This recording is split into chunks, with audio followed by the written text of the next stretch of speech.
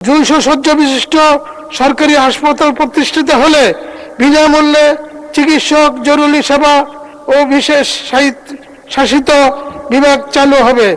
আজকে যার জন্য আমি এই মহান সংসদে আজকে বক্তব্য রাখতে পারছি, আমার সেই নেতা জনাব তারেক রহমান সাহেবকে।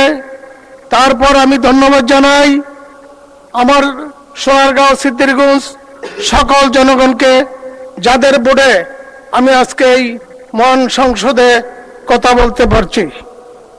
মাননীয় স্পিকার, নারায়ণগঞ্জ জেলা সিদ্ধিরগঞ্জ 200 শয্যা বিশিষ্ট একটি হাসপাতালের প্রতিষ্ঠার প্রয়োজনীয়তা সিদ্ধিরগঞ্জ নারায়ণগঞ্জ সিটি কর্পোরেশনের গণবসতি, শিল্প অঞ্চল এবং এখানে জনসংখ্যা প্রায় 8 লক্ষ।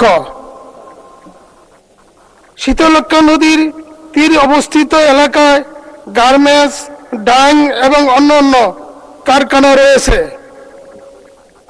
নারায়ণগঞ্জ সদর হাসপাতাল অতিরিক্ত চাপে স্থানীয়রা ঢাকা আসতে সক্ষম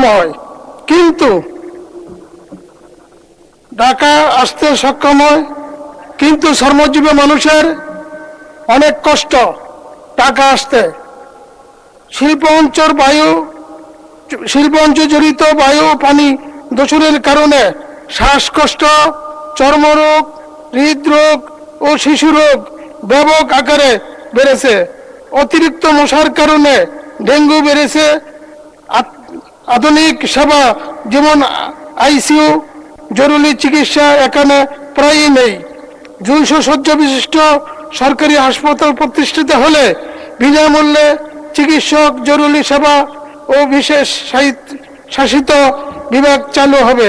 শ্রমিকদের স্বাস্থ্য নিশ্চিত হবে, উৎপাদনশীলতা বাড়বে এবং ঢাকার উপর চাপ কমবে।